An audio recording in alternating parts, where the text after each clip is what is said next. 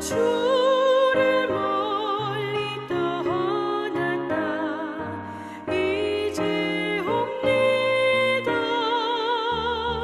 나 죄의 길에 시달려 주여 옵니다.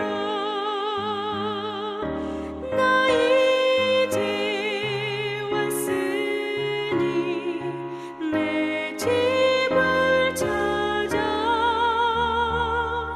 주여 나를 받으사 맞아 주소서. 그 귀한 세월 보내고 이제 옵니다. 나 뉘우치는 눈물로 주여 옵니다. 나 이제 왔으니 내 집을 찾아 주여 나를 받으사 맞아 주소서.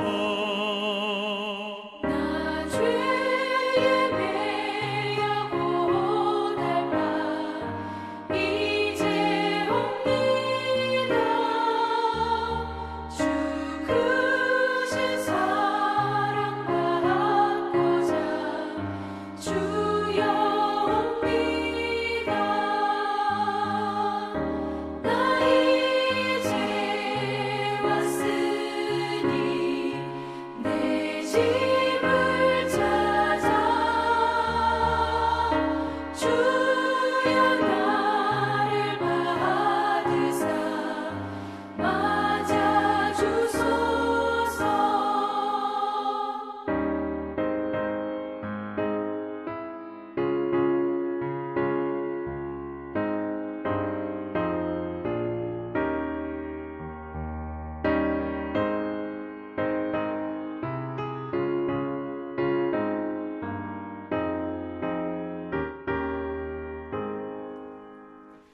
이 병든 맘을 고치려 이제 옵니다. 그 힘과 소망 바라고 주여 옵니다. 나 이제 왔으니 내 집을 찾아 주여 나를 받으사 맞아 주소서. 나 바랄 것이 무언가 우리 주 예수 날 위해 죽임 당하신 믿고 옵니다. 나 이제 왔으니 내 집을 찾아 주여 나를 받으사 맞아 주소서. 오늘 창세기 4장의 내용은 에덴 동산에서 쫓겨난 아담과 하와가 세상에서 살면서 자손을 낳고 번성하는 그런 내용이 나옵니다. 오늘 1절에서 15절까지 우리가 읽었는데요. 15절까지 내용은 아담과 하와가 자식을 낳죠. 그래서 가인과 아벨을 낳게 됩니다. 그런데 형 가인이 동생 아벨을 죽이는, 그래서 최초의 살인죄가 기록되어 있습니다. 그런데 그 내용과 함께 그 중심에 뭐가 있냐면 바로 제사, 예배가 있었다라는 것입니다. 오늘 3절에서 5절 말씀 다시 한번 보시면 세월이 지난 후에 가인은 땅의 소산으로 제물을 삼아 여호와께 드렸고 아벨은 자기도 양의 첫 새끼와 그 기름을 드렸더니 여호와께서 아벨과 그의 제물은 받으셨으나 가인과 그의 제물은 받지 아니하신지라. 가인이 몹시 분하여 안색이 변하니. 여기 말씀에 보면 최초의 예배를 드린 기록이 나오죠. 근데 그와 함께 또 최초의 살인죄가 기록이 되어 있습니다. 그래서 이 창세기의 내용은 모든 것이 최초입니다. 모든 것의 시작, 또 모든 것의 출발이 이 창세기에 다 기록이 되어 있다고 했죠. 그래서 오늘 말씀에 처음으로 하나님 앞에 예배를 드리는 그런 내용이 나옵니다. 또 반면 아이러니하게도 그 예배와 함께 최초의 살인이 기록이 되어 있어요. 우리가 이 말씀을 읽을 때마다 한 가지 궁금한 것이 있죠. 왜 하나님은 아벨의 제사는 받지 않으시고 아벨의 제사는 받으시고 가인의 제사는 받지 않으셨는가?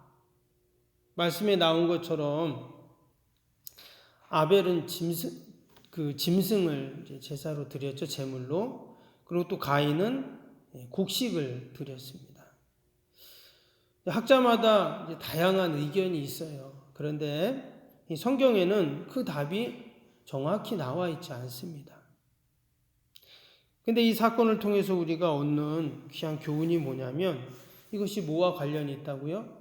예배와 관련이 있다라는 것입니다. 때문에 우리는 늘 우리의 예배는 신중해야 합니다. 또 온 마음과 정성을 다하는 예배여야 하고 또 우리의 예배는 거룩해야 하고 또 우리 예배가 겸손해야 된다라는 것을 오늘 이 본문의 내용을 통해서 우리가 알게 됩니다. 성경을 보며 예배를 잘 드려서 하나님께 축복을 받은 사람이 있는 반면에 또 잘못된 예배로 인해서 그 인생이 비참해진 그러한 사람들도 기록이 되어 있죠. 오늘 본문에는 잘못된 예배로 인해서 하나밖에 없는 동생을 죽이는 그런 비극이 일어나게 됩니다. 또한 그 죄의 결과가 자신뿐만 아니라 후손들에게도 미치는 그런 일을 보게 돼요. 지금 가인이 자기가 살고 있던 그 삶의 터전에서 어떻게 됩니까? 그 삶의 터전에서 살지 못하고 또다시 쫓겨나가는 그러한 일이 일어나게 됩니다. 그래서 그 12절에 보면 그 땅에서 피하여 유리하는 자가 된다 했어요. 마치 그의 부모인 아담과 하와가 에덴 동산에서 쫓겨나서 그렇게 이 땅에서 사는 것처럼 가인도 지금 자신이 살고 있는 땅에서 다른 곳으로 피해서 유리하는 그런 또한 삶을 살게 되었다는 것입니다. 그래서 우리는 오늘 이 말씀을 통해서 우리의 예배의 모습을 다시금 돌아봐야 합니다. 그리고 이어지는 이제 16절부터 말씀을 보면은요, 우리가 15절까지 읽었는데 16절부터 어떤 내용이 나오냐면 가인의 자손들에 대한 말씀이 쭉 나옵니다. 그리고 마지막 25, 26절에는 아벨이 죽었잖아요. 그래서 하나님은 아벨 대신 셋이라는 아들을 또 하나님이 아담과 하와에게 주시는데 그의 아들과 자손에 대한 내용이 25절, 26절에 간단하게 또 나오게 됩니다. 왜 갑자기 또 이 자손들의 이야기가 쭉 나왔나? 이것은 이제 앞의 내용과 무관하지 않습니다. 이제 이어지는 내용인데요. 잠깐 그 가인의 후손에 대한 내용을 보면 성경은 왜 살인죄를 저지른 그 가인의 후손에 대해서 저런 구체적으로 기록을 했는가 하는 거예요. 여기 보면 가인의 7대 손까지 그들의 이름과 생애를 간략하게 소개를 했습니다. 17절에 보면 17절에 아내와 동침함에 그가 임신하여 에녹을 낳은지라 가인이 성을 쌓고 그의 아들의 이름으로 성을 이름하여 에녹이라 하니라. 그랬어요. 지금 이 가인이 원래 있던 곳에서 다른 곳으로 이주를 했다 했죠. 피해서 유리한다고 했는데 거기서 아내를 만나게 됩니다. 그래서 이제 사람들은 조금 이상해하는 거예요. 아담과 하와가 가인과 아벨을 낳는데 그 중에 동생 아벨이 죽었잖아요. 그럼 이제 가인 한 명밖에 없는데 가인이 집에서 쫓겨나서 다른 곳에 가서 유리를 하다가 여자를 만나 결혼을 했다는 거예요. 아니 그러면 또 다른 사람이 있다는 거예요? 아담과 하와가 최초 인간이고 자식이 지금 가인과 아벨밖에 없는데 아벨이 죽었는데 그럼 가인 말고 왜 또 사람이 있지? 사람들이 이제 궁금해하는 거죠. 근데 우리가 이제 한 가지 이제 알아야 될 것이 뭐냐면 여러분 성경은 모든 것을 기록해 가고 있지 않다라는 것입니다. 마치 성경이 백과사전처럼 모든 것을 기록해 놓은 것이 아니라 하나님의 구속의 역사만을 성경은 기록해 놓았습니다. 그래서 이 가인이 결혼한 여자는 그럼 누구냐? 학자들이 이것을 연구를 해보고 이야기하는 내용은 뭐냐면 여러분 아담이 950살을 삽니다. 그렇죠? 오랜 세월을 살게 되는데 살면서 많은 자손을 낳게 됩니다. 첫 번째 자손은 가인과 아벨이었겠죠. 근데 그 이후에 성경 구체적으로 지금 그 연도가 나와 있지 않잖아요. 근데 오랫동안 살면서 많은 자손을 낳게 되겠죠. 지금 가인이 한참 후에 이제 결혼을 한 것입니다. 가인도 오래 살았겠죠. 당시에는 초창기에 그 초기 인류들은 오랫동안 살았다고 지금 성경에 나오거든요. 몇백 년씩 살았습니다. 그래서 그 이후에 많은 자손들을 낳게 돼요. 셋도 마찬가지입니다. 오랫동안 살면서 많은 자녀들을 낳게 돼요. 그래서 그 이후에 이 가인이 다른 사람, 결국은 다 친족이지만 나중에는 다른 가족들 또 다른 그 인류들과 만나게 된다는 것으로 그렇게 이제 해석을 하고 이해를 하겠죠. 그럼 우리가 충분히 이해를 할 수가 있습니다. 그렇게 해서 가인이 이제 아내를 만나 동침해서 아이를 낳는데 에녹을 낳게 됐어요. 근데 여기에 보니까 뭐라 그랬냐면 성을 쌓았다는 그런 말씀이 나옵니다. 한마디로 성을 쌓았다는 것은 도시를 건설했다는 말이거든요. 여러분 성을 쌓고 도시를 만들려면 그만한 기술이 있어야 되잖아요. 또한 건축술이 있어야 되고 상당한 과학적인 그런 테크닉이 있어야 한다는 것입니다. 그만큼 인류가 점점점 발달을 했다는 것을 말하죠. 밑에 20절에 보면 또 그 자손 가운데 아다라는 자손이 야발을 낳게 되는데 그는 장막에 거주하며 가축을 치는 자의 조상이 되었다 이랬어요. 그래서 이 가인의 후손 중에 야발이 목축을 본격적으로 시작했다는 것을 알 수 있습니다. 또 21절에는 그 야곱 가운데 유발이 있는데 그는 수금과 퉁소를 잡는 자의 조상이 되었다. 그래서 음악을 시작하게 됩니다. 또 22절에 보면 실라는 두발 가인을 낳았으니 그는 구리와 쇠로 여러 가지 기구를 만드는 자요. 두발 가인의 누이는 나아마였더라. 여기서 기구를 만들었다. 또 여기서 이 기구를 때로는 무기라고도 이렇게 해석을 하는데요. 무기를 만들기 시작했다 하는 것입니다. 한마디로 가인의 후손들은 인류의 문화와 문명을 발전시켰다는 것을 이제 이야기한 겁니다. 이게 너무도 귀하고 대단한 일들인데 근데 우리가 신앙적인 측면으로 보면 어디에도 하나님에 대한 언급이 없다라는 것입니다. 이것은 하나님께 불순종하고 죄로 말미암아 타락한 인류의 모습을 기록을 하고 있습니다. 때문에 문화와 문명은 계속 발전은 했지만 이와 더불어서 하나님과 점점 멀어지고 또한 죄도 발달을 했다 하는 것을 이야기하는 것입니다. 그래서 6장에 가면 창세기 6장에 가면 결국 홍수 심판이 나오게 되죠. 그 죄가 하늘에 다 홍수 심판이 일어나게 되고 또 11장에 가면 바벨탑 사건이 나오게 되죠. 그래서 하나님께서 더 이상 그 죄를 볼 수가 없어 온 인류를 흩으시는 그러한 하나님의 심판의 사건이 나오게 됩니다.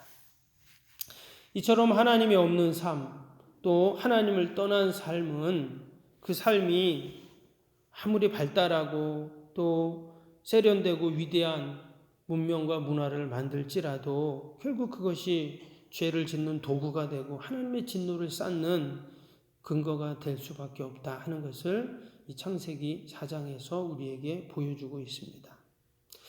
반면에 짧지만 25절, 26절에는 아벨 대신 하나님이 셋이라는 아들을 주셨는데 그 셋과 또 그의 아들인 에노스가 기록이 되어 있습니다. 근데 말씀은 간단하게 나오지만 여기에 이런 말씀이 나오죠.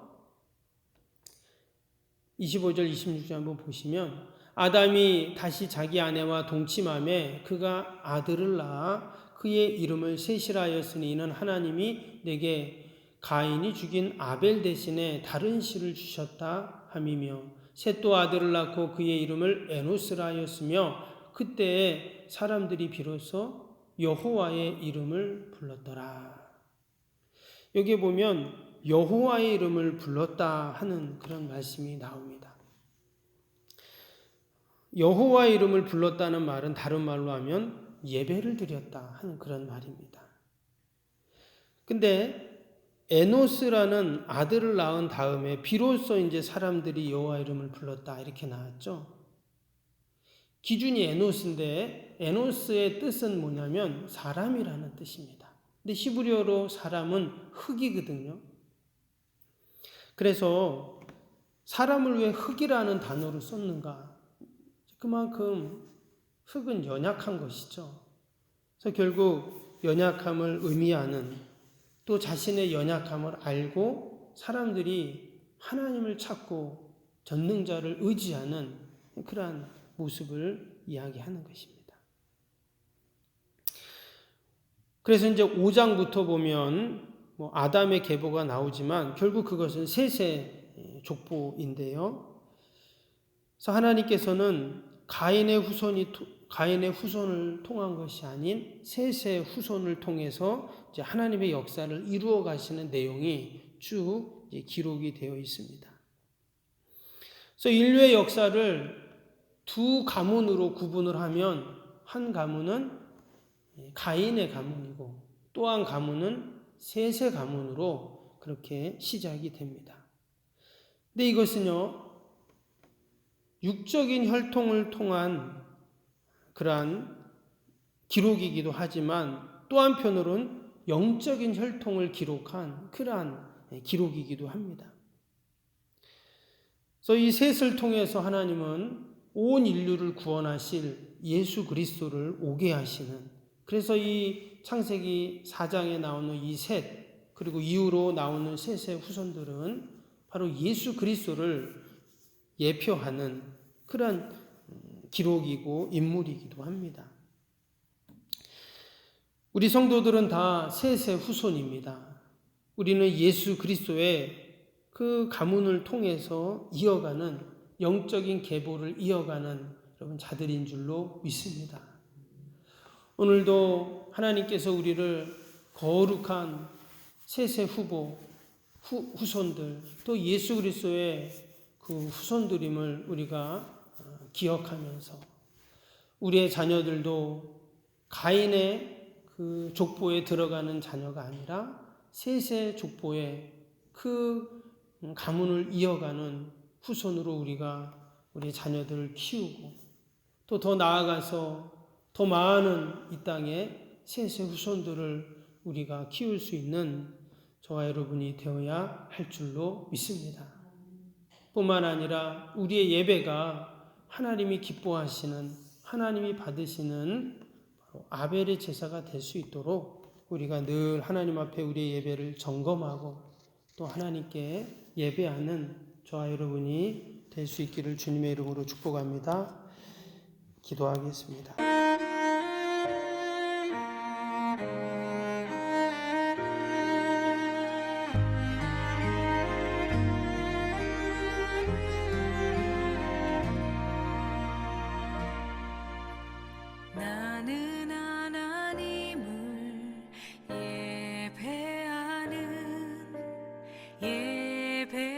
예배자입니다.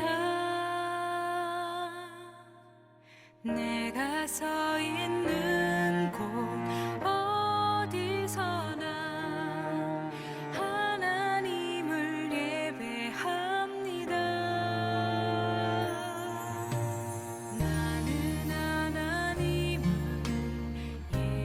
예배하는 예배자입니다. 내가 서 있는 곳 어디서나 하나님을 예배합니다. 내 영혼 거룩한 은혜를 향하여 내 마음 완전한 하나님 향하여 이곳에서 바로 이 시간 하나님을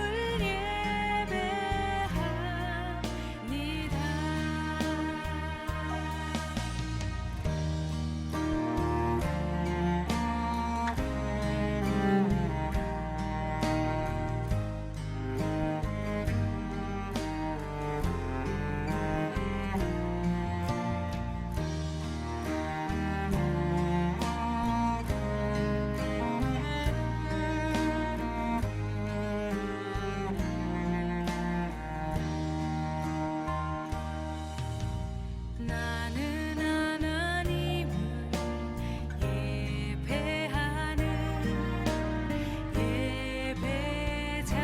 예배자입니다.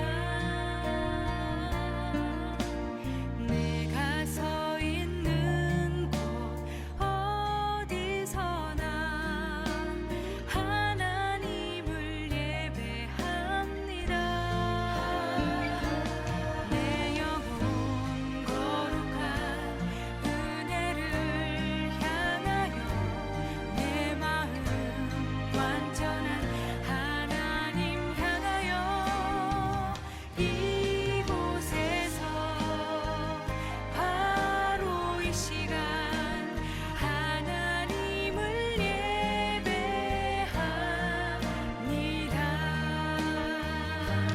내 영혼 거룩한 은혜를 향하여 내 마음 완전한 하나님 향하여 이곳에서 바로 이 시간 하나님을 예배합니다.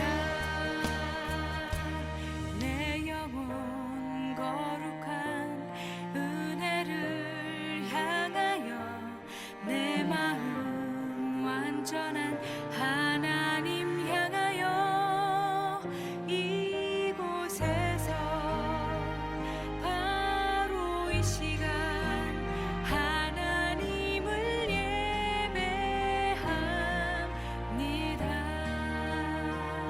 이곳에서 바로 이 시간